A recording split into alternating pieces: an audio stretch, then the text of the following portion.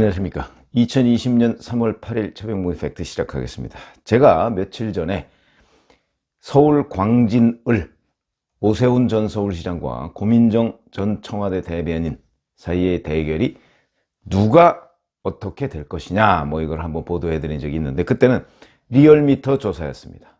그런데 그 이후로 두 개의 추가 조사가 나왔습니다.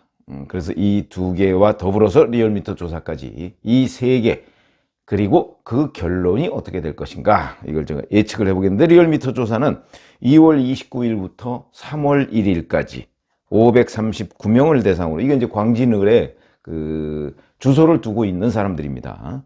그래서 539명을 조사했는데, 여기에서 응답률은 4.9%고요. 응답률이 4.9%라는 것은 ARS 조사이기 때문에, ARS 조사는 응답률이 보통 이렇게 낮죠. 4.9%도 뭐 낮은 거 아닙니다. 그리고 오차 범위가 95% 신뢰 수준에서 플러스 마이너스 4.2%. 근데 여기에서 고민정 전 대변인이 46.1%, 오세훈 전 서울시장이 42% 이렇게 얻어서 이 차이가 4.1%포인트니까 오차 범위 내에 있는 것이다. 제가 이런 말씀을 드렸죠. 그래서 아마도 3월 달에 들어가서 이제 뭐 엇비슷한, 엎치락뒤치락하고 아마 후보 등록을 이제 시작하면은 아마 혼전 양상을 보일 것이다. 이런 예측을 해드렸는데, 자, 그 후에 두 개의 여론조사가 또 나왔습니다. 한국리서치 조사가 나왔는데, 이때는 3월 1일과 3월 2일. 그러니까 뭐 사실 리얼미터 조사하고 거의 겹쳤죠. 이거에서 500명 면접조사를 했는데, 이때는 응답률이 13.4%입니다. 13.4%. 이거 왜 이렇게 높으냐? 이거는 면접조사이기 때문이죠. 면접조사의 경우에는 보통 뭐 13, 15 내지 15, 20 요 정도 나옵니다. 면접조사가. 그리고 이제 ARS 조사는 보통 한 3%에서 5, 6% 정도까지 나오면, 5, 6% 나오면 많이 나오는 거고요. 근데 면접조사는 대개 한 15나 20 요 정도 나옵니다. 그래서 보면 이거는 응답률이 13.4%니까 꽤 높은 것이고, 오차 범위는 95% 신뢰 수준에서 플러스 마이너스 4.4%. 어찌 보면 이게 ARS보다 오히려 오차 범위가 폭이 조금 더 넓은데, 그 오차 범위라는 건 여러 가지 그 샘플 조사나 이런 거에 따라서 조금씩 변동이 있을 수 있기 때문에 그렇게 굉장히 중요하다고 얘기할 수는 없을 것입니다. 보통 오차 범위가 2. 플러스 마이너스 2점 몇 %에서 4점 몇 %, 이렇게 되니까. 그리고 이게 500명 면접조사이기 때문에 오차의 폭이 조금 커질 수 있다, 이런 말씀을 드리고요. 자, 그럼 여기서는 어떻게 됐느냐? 이게 이제 리얼미터는 2월 29일부터 3월 1일, 근데 이거는 3월 1일부터 2일 이렇게 됐는데, 여기서는 이제 뒤집어진 결과가 나왔죠. 고민정이 35.8, 오세훈이 38.9 이렇게 돼서 35.9, 38.9, 그래서 3%포인트 정도 오세훈 전 서울시장이 이기는 것으로 나와 있습니다. 물론 이것도 오차범위 내입니다. 그러니까 이걸 이겼다 졌다 이렇게 얘기하기는 어려운데, 조금 우세했다, 이렇게 말씀을 드릴 수가 있는데, 여기서 이제 조사한 것 중에 하나는 이런 조사를 한 적이 있습니다. 소속 정당과 관련 없이 만약에 인물만 보면 누구를 선택하겠느냐, 그러니까 민주당이냐 미래통합당이냐 이런 거 아무 관련 없이 인물만 놓고 본다면 찍을 사람이 누구냐, 이렇게 물어봤을 때는 오세훈 전 시장이 44.5%, 고 전 대변인이 36.4%입니다. 그러니까 인물 면에서는 거의 한 8%포인트 정도를 오세훈 전 서울시장이 인물 경쟁력에서 앞서고 있다. 그건 어찌 보면 당연한 것이기도 하고, 제가 보기엔 이 차이가 오히려 적은 것이기도 하다. 왜 그러냐면, 고민정 전 대변인과 오세훈 전 시장의 경우에는 정치 경력도 물론이고, 그 다음에 사회 경력도 물론이고, 모든 면에서 사실은 비교가 안 됩니다. 인지도 면에서도 비교가 안 되고, 그렇기 때문에 오히려 이 인물 면에서만 보면 누가 더 낫다고 평가하느냐에 대해서 이 정도 차이밖에 안 났다는 것은 여기에 바이어스, 편견이 들어가 있다. 그러니까 무슨 얘기냐면, 유권자들한테, 응답자들한테 인물 면에서만 보면 이라고 질문을 했지만, 실제 응답자들은 인물만 본 건 아니다. 여기 인물이라는 게 외모 이런 게 아니니까요. 사람, 자질, 됨됨이, 그 다음에 경력, 이런 걸 종합적으로 평가하는 게 사람만 보고 찍으면 누굴 찍겠느냐 뭐 이런 거니까. 그럴 경우에 이 둘 사이의 차이가 이 정도밖에 안 난다는 것은 제가 뭐 고민정 전 대변인을 뭐 폄하하자고 하는 얘기가 아니고, 오세훈 전 서울시장이라는 사람이 워낙 경력이 화려하기 때문에 그래서 둘 사이를 비교하면 이렇게 차이가 날 수밖에 없다. 그런 말씀을 드리는 겁니다. 그런데 여기서 이제 3%포인트 차이가 났는데, 자, 어제 이제 발표되고 보도됐던 내용을 보면 이게 이제 뉴스핌이라는 데서 의뢰해서 코리아 정보 리서치라는 데에서 조사를 한 건데, 요건 또 3월 2일과 3일 1,001명을 대상으로 조사했는데 요것도 ARS 조사입니다. 근데 여기에서 응답률이 3.3%. 제가 ARS 조사는 응답률이 이 정도 나온다고 했죠. 그리고 95% 신뢰 수준에서 플러스 마이너스 3.1% 정도의 오차 범위를 가지고 있고요. 이 조사에서는, 그러니까 리얼미터, 한국리서치, 그 다음에 코리아 정보 리서치, 이게 거의 하루 간격으로 이렇게 조사를 했는데도 조사 결과가 이렇게 차이가 있습니다. 원래 여론조사가 그런 거다. 제가 말씀을 여러 차례 드렸는데, 그러나 과학이다. 이런 말씀을 제가 드린 적이 있죠. 그래서 여기서 응답률 3.3 이렇게 되는데, 고민정 전 대변인이 38.6, 오세훈 전 시장이 48.2, 그래서 9.6%포인트, 없음이 5.9, 모름이 4.8, 기타가 2.6 이렇게 되어 있습니다. 이 정도면 오차 범위를 벗어난 겁니다.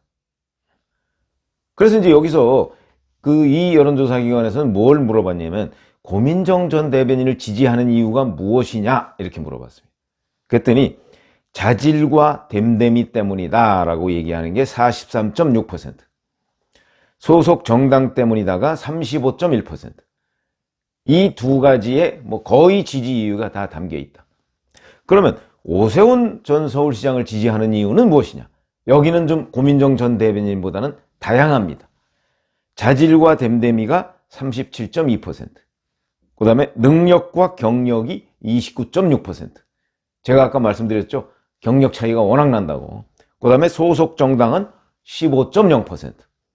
그러니까 오세훈 전 시장의 경우에는 소속 정당 때문에 내가 오세훈을 찍었다, 오세훈을 지지한다 이렇게 생각하는 사람은 별로 없다. 다만 오세훈이라는 사람의 개인 경쟁력이다. 저는 이게 상당히 일리가 있다고 생각하는 것이, 제가 말씀드렸죠. 서울 광진을이 어떤 곳입니까? 여기서 추미애 법무부 장관이 5번을 한 겁니다. 17대 한 번 빼고, 17대는 탄핵 역풍 때문에 거기서 뭐 거의 유권자들이 쓰러져 가는 양상이다. 뭐 이 정도를 제가 말씀드린 적이 있는데, 왜 그러냐면 탄핵 역풍이 불어서 사실은 노무현 당시 대통령을 탄핵했던 것인데, 그것이 헌재에서 결정 과정에 있는 그 가운데에 투표가 진행이 되는 바람에 그 역풍이 불어서요. 당시 뭐 정말 어마어마해서 그때 108번내라는 말까지 나올 정도로, 108번내가 뭐냐면 열린우리당 초선 의원이 108명이 당선이 됐습니다. 근데 이 사람들이 정말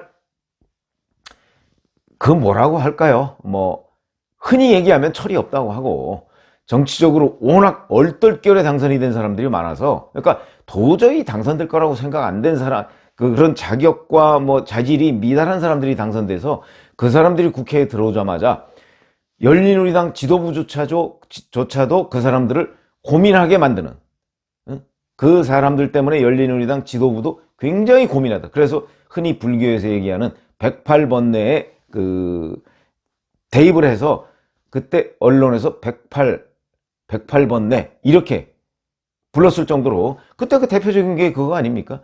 문희상 의장이 그 의정 활동은 뭐 이렇게 하는 거야 라고 하니까 모 당선자가 선배라고 그런 식으로 꼰대짓 하고 그러면 귀를 확 물어 뜯어버리겠다 이렇게 얘기한 적도 언론에 보도된 것이 있습니다.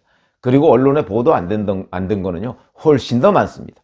뭐 XX가 막 난무하고 뭐 선배 후배 이런 게 거의 없습니다.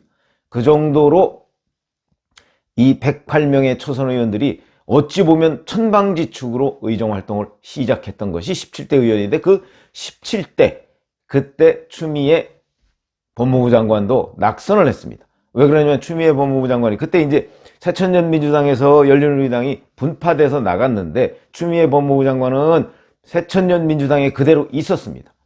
그리고 열린우리당이 나갔는데 탄핵 역풍이 부니까 열린우리당의 후보들이 대거 당선되니까 추미애 당시 새천년민주당 대표였는데 탄핵에 찬성했습니다.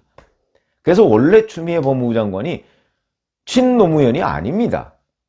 그래서 지금 친문재인계에서 추미애 법무부 장관을 비토하는 그런 움직임이 있는 이유가 바로 그런 역사적인 배경 때문이다, 이렇게 말씀을 드릴 수가 있는데, 어쨌든 간에 그때 떨어지고 그 전에 두 번, 그 이후에 두 번 해서, 그 이후에 세 번 해서 5선 의원입니다. 광진을 해서. 그럴 정도로 광진을이 뭐 특정 지역 출신도 많고, 그 다음에 그 당시의 여당, 지금도 여당이지만, 그러니까 지금 미래통합당 계열의 지지자가 그렇게 많지 않고, 역대 선거 전적을 봐도 미래통합당 후보, 그러니까 과거 자유한국당, 새누리당, 뭐 한나라당 이 후보들이 대개 이 추미애 법무부 장관이나 당시 추미애 후보나 이런 사람들한테 뭐 많게는 10%포인트, 적게는 한 4, 5%포인트 정도 뒤지는, 그러니까 그 정도가 늘 지금의 그 민주당 계열 후보들이 앞서 있었던 그런 지역입니다.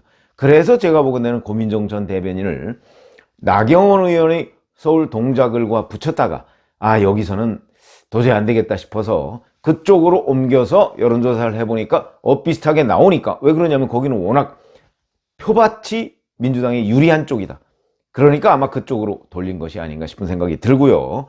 그래서 그런데도 불구하고 오세훈 전 서울시장의 경우에는 거기서 지금 이제 최근 3월 1일, 2일, 뭐 3일 요 조사에서는 앞서는 결과를 가져왔다. 그래서 제가 승기를 잡았나? 이렇게 얘기를 드리는 건데, 그 이제 지지 이유 중에 오세훈 전 시장을 지지하는 사람들은 소속 정당을 이유로 지지하는 경우가 별로 없더라 하는 조사 결과가 보면 오세훈 전 서울시장이 개인 경쟁력으로 지금 이런 지지를 유지하고 있다, 이렇게 말씀을 드릴 수가 있고요.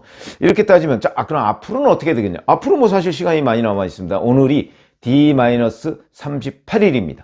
그러니까 38일 동안의 선거운동 기간이 있기 때문에 앞으로 뭐 물론 요새 뭐 코로나19 때문에 선거운동을 많이 못한다고는 하지만 그래도 앞으로 자기를 어필할 수 있는 기회가 많이 있다. 그럼 여기에서 누가 유리하겠느냐?